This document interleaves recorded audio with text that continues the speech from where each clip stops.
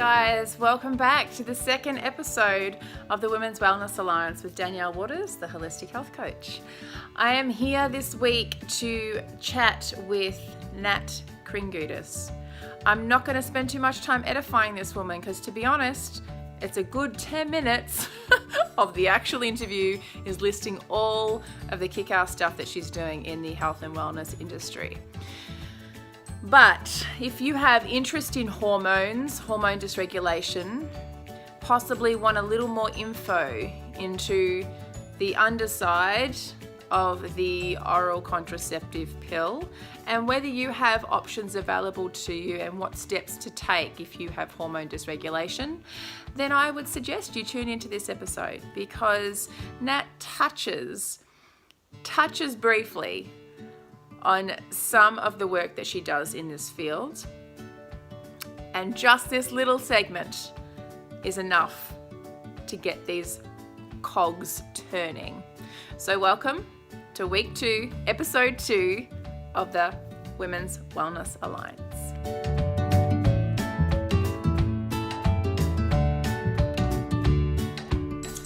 Hi guys, welcome to the second episode of the Women's Wellness Alliance. I'm here with the gorgeous Nat Kringoudis. Am I saying that correctly? Yes, you are. I was like having heart palpitations on the way here going, please don't get her name wrong, and then please don't point out the fact that you were having heart palpitations on the way here. But I am here, I've got that out of the way. Great, now, you did well, it's perfect. I've been called every name under the sun. I got called on national television, my surname was Kringoudis. You've done much better than that. Kringoudis, Someone left the wonderful. S off the end. Anyway. Okay, well, I am doing way better than that. Yeah. So we are here to talk about, if you have never heard of this woman, firstly, what rock have you been hiding under? Kind. But 2, she is, and there's a long list of things to edify her for. So let me just start with the start. If I miss anything, just let me know. Complete overachiever. But she is the doctor of Chinese medicine. She is a acupuncturist. She has a podcast. She's an author. She is a speaker. She has been plenty of times on television as well. She is basically the hormone guru or the fertility guru. So I thought it would be brilliant to have Nat come on to have a chat with us.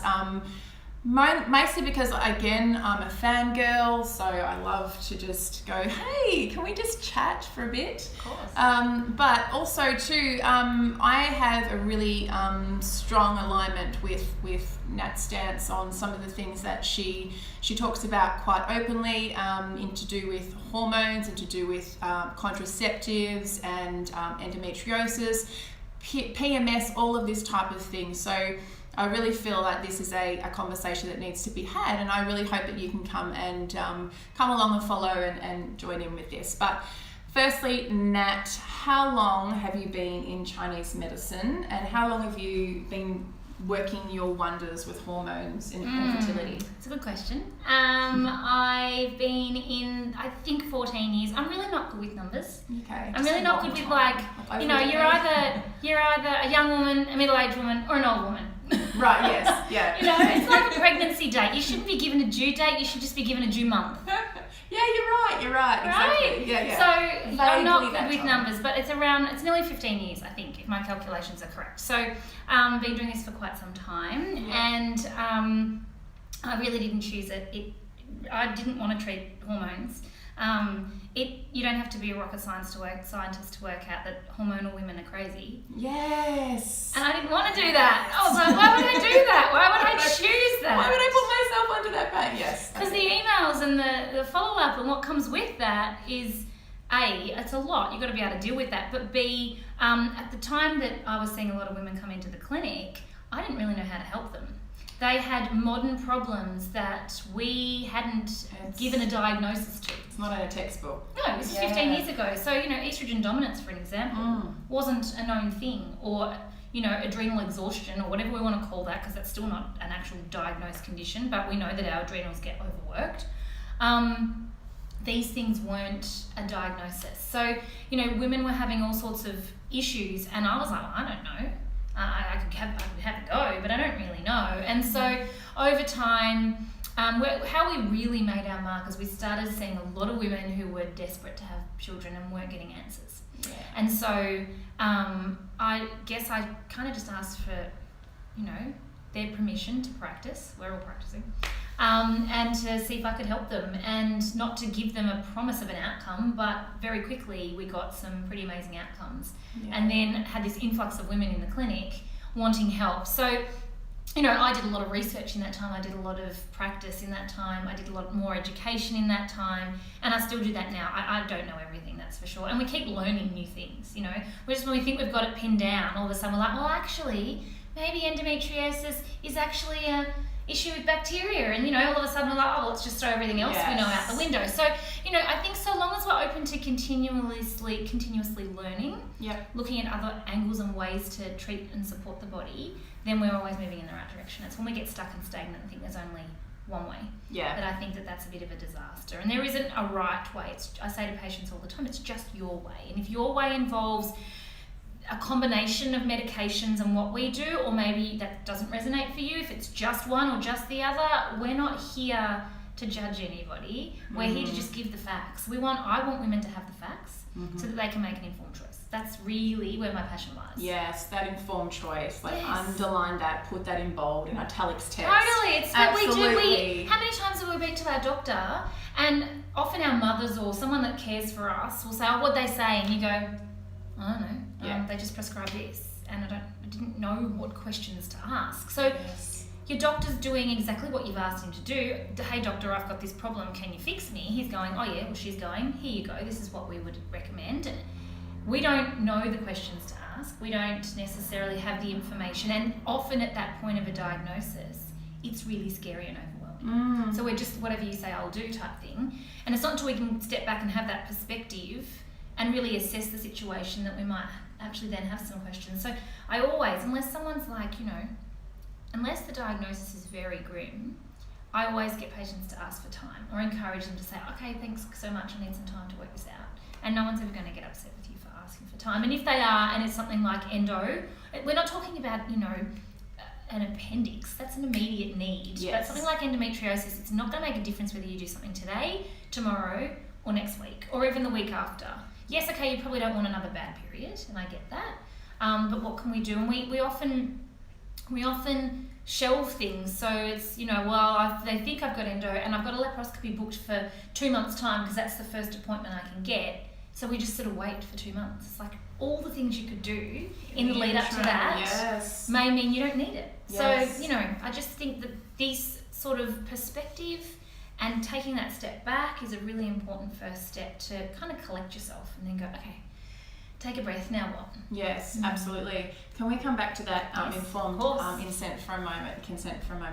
Because one of my biggest things at the moment I'm seeing with a lot of people is, when your pubescent children are coming into puberty, and they're getting horrific period pain and all the fun PMS stuff, and then they take them off to the doctors because certainly, getting them on the pill is going to be the way that's going to cure that.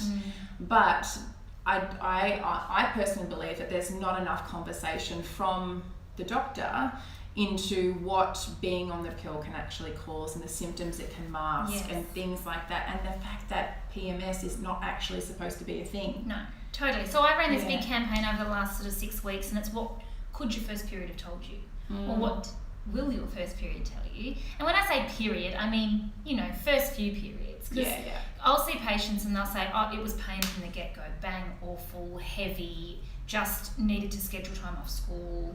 Or I'll see other patients who'll be like, I had no issues up until I went on the pill. When I came off, bang, everything was there. So really asking the question, what did my first period tell me, I think really gives us a snapshot into the internal landscape of our hormones and our reproductive organs. And using that information to sort of steer us as to where we need to go, I think is really important. Our hormones do some pretty strange things as young women. We go through a phase around 16 years of age where our bodies start to go through a phase that kind of mimics PCOS. And that's normal, it's supposed to, but we can all probably remember it. Was that period of time where we slightly did gain a little bit of weight and our body shape changed. Yep. It's really normal. It's supposed to happen. Irregularity. And it goes a little bit irregular, and you know, I say that if patients don't have sound cycles by 18, then I would definitely be exploring. But in that window from sort of 14 to 18, I think, unless it's terrible, yes, absolutely explore. But if it's a bit irregular, then that can be part of it. And a lot of that can be managed through nutrition and lifestyle. Yes. So that's where you definitely must start. But my biggest concern is that really our hormones as women balance in our early 20s. Mm-hmm. And if you're not giving your hormones a chance to go through the phases as a young woman, and you use something like the pill, you're halting that process. So when you come off, your body starts up again. You might be starting off where you left off as a 16-year-old, and then you've got to go through that process. So the hard part about that is it takes time then. Yeah.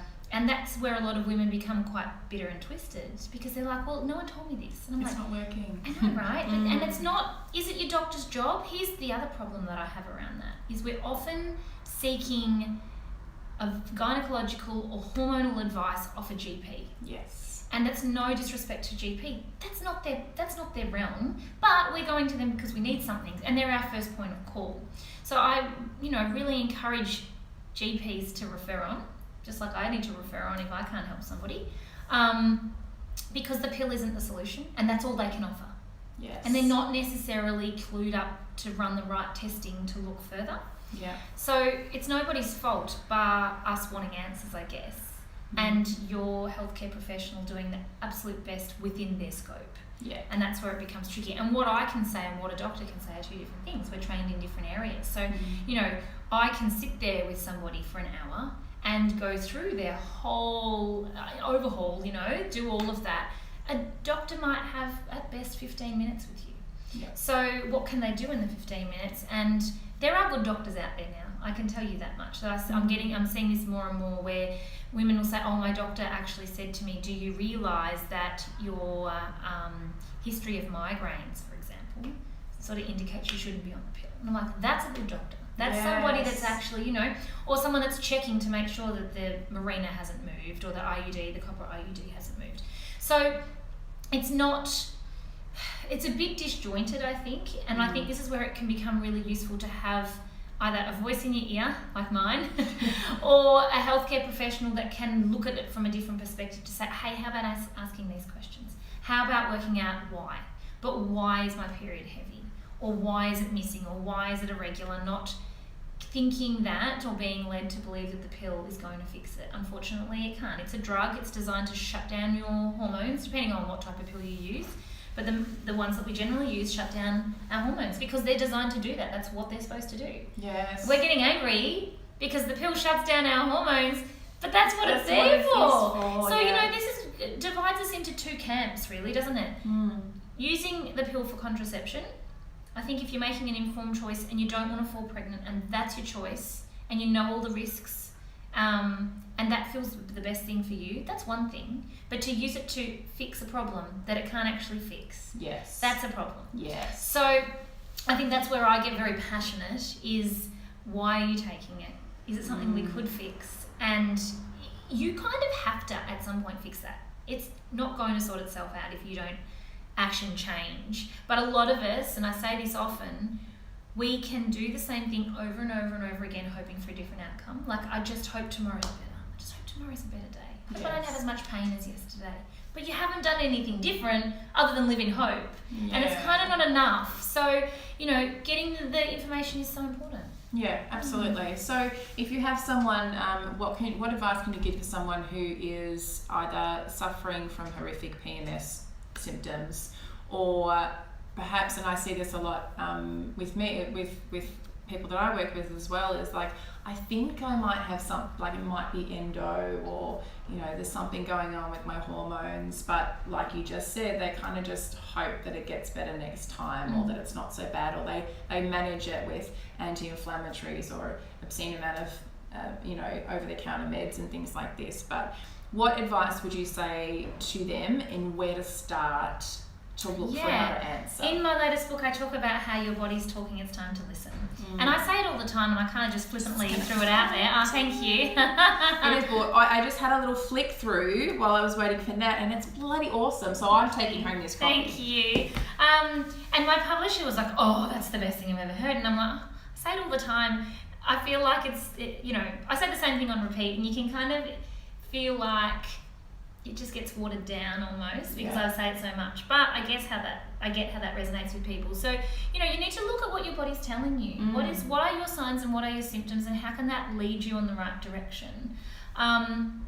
It is hard and it can be overwhelming if you don't A, have a good understanding, or B, you're not actually connected with yourself to see what that might be. And if you are using the pill or some type of synthetic drug that's a contraception, often we don't get the signals, we don't have the signs and symptoms until one or two things happens. Either you come off, or I often see with patients that they're on it for long enough that it actually starts to fail in terms of masking their signs and symptoms. Yes. So all of a sudden the signs and symptoms start to creep back in and eventually come back tenfold. And that's always an interesting conversation to have, because people will say, oh, well, but I'm on the pill, I shouldn't have period pain. It's like, correct, you shouldn't technically have period pain, it's not working for you. So that can be confronting, I guess, as well. But I think we must start, nutrition is where I get everyone to start. Yep. And if you're a patient of mine and you don't have that on track, it makes everything harder, because food's are either going to take you exactly where you want to go or exactly where you don't want to go. And if your diet's full of inflammatory foods that are really affecting the gut, adding towards inflammation in the body, then that's only going to contribute to the problem. So we need to look at where we can make my language. Small adjustments. I'm just sitting here like yes. Small adjustments. And that can be really hard, because sometimes we don't like the idea of having a change. And it doesn't mean that you can't ever have, I don't know, whatever your favourite thing on the planet is ever again. But in a time of recovery, that can be a very stressful factor that your body's trying to work past. Yeah. So looking at nutrition is definitely paramount. And then the other thing I'd say is stress levels are contributing more than ever before. And that's, at the beginning when I was saying our modern lifestyle is full of pressure. And that's why we're seeing half these issues, not to mention chemicals and toxins and those sorts of things. So really looking at how you can start to minimise easy stresses. So, for example, switching up the Wi-Fi at night time, so you're not all constantly being exposed to EMFs, which are known hormone disruptors. Yes. Maybe it's actually looking at all the things that you're currently worried about. If you really were to sit back and write them down on a piece of paper and align them all up, maybe one or two warrant the worry, and the rest you're just choosing, because you're choosing to worry for those two, so you choose it for everything else. Yes. So how do we get conscious about that? How do we work out actually really isn't going to matter if, I don't get around to paying the phone bill today. I don't know, whatever it might be. I feel like we're not living in a time where we have to run to the bank, run to the post office to do that anymore. No. But you know what I mean. Totally. But you know what I mean. So I think that, if we can get conscious around what we're choosing to stress about, very quickly there's not that much.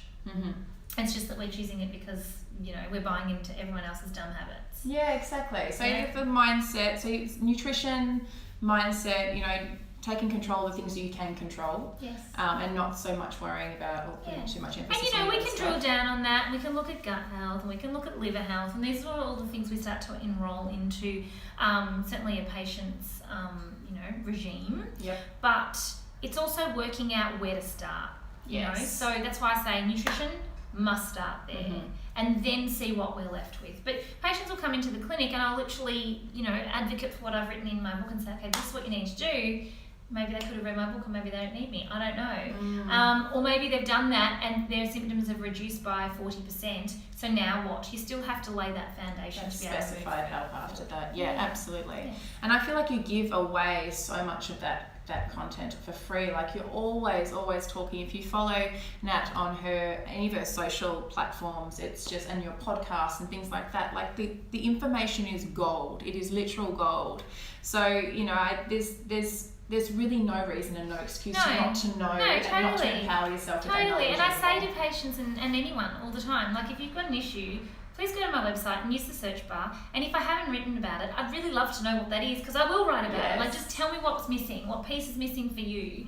I mean, some of that content's 5 years old and just as relevant today as what it was 5 years ago. So I think that, there is lots of information, whether it's podcasts or your website, your e-courses as well. There's a whole lot of stuff there. Everything. Well, we just keep making. When we find a gap, then I'm like, right, let's just make it, or refer to someone who has exactly what we need. We don't need to reinvent the wheel. Amazing. All right, so if people want to delve into this more, I guess the best way to do it, I would love you all to have a look at Nat's new book. You can get it through her website. And is it correct me if it's wrong? Stores, Amazon, Kringoudis.com.au. Just .com. You can get it through there. You can get it through lots of bookstores. I saw it at the airport the other day. Did you? Which airport? Yes, in Melbourne.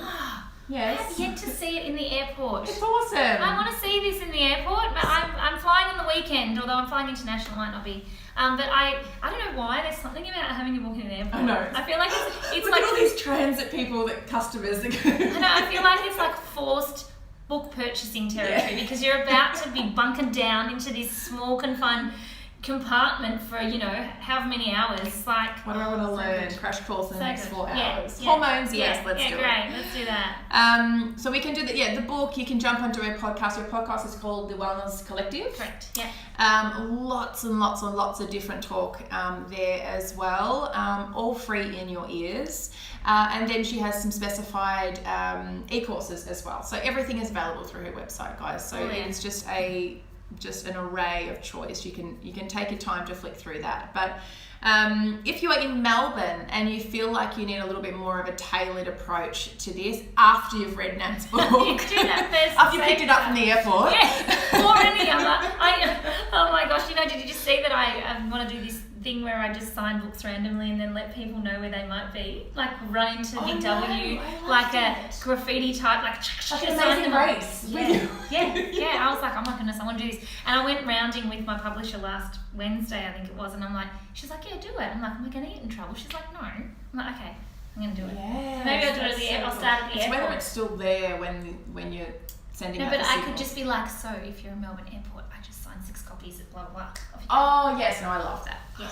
That's awesome. Yeah. But if not, she also is practices from a clinic in Albert Park called the Pagoda Tree. It's beautiful. I just walked up these gorgeous stairways and it's very calm and serene in here. So beautiful place if you are in Melbourne town to get along and see Nat anyway. But I'm assuming that between all of your travel and all of the tours that you're doing and book signings and all that kind of stuff, you're not here very often. I treat at least 2 days a week, and we do Skype consults as well, so you don't actually have to be in Melbourne. You don't have to be in Melbourne. But I have a team of staff as well, so between all of us, there's someone for everyone, and I do. I'm here when I'm here. Which is like 50% of the time. All right, amazing. Thank you so much for your time today. I really appreciate you fitting me in, and I have loved introducing you to viewers. Thanks, guys.